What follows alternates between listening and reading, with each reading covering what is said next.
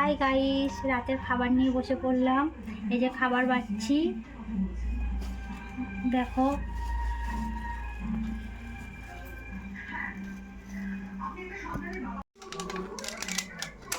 এই যে তোমার দাদা বিরিয়ানি এনেছে রাত্রেবেলায় সবার জন্য।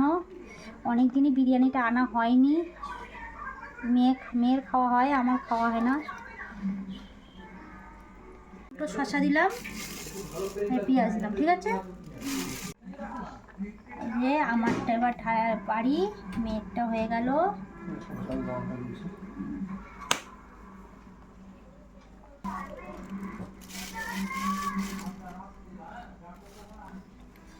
তোমার দাদা বিরিয়ানি খায় না, তোমার দাদার জন্য চাউমিন আনা হয়েছে। ও বিরিয়ানির নাকি গন্ধ ভালো লাগে না। মেয়ে আর আমার বিরিয়ানি।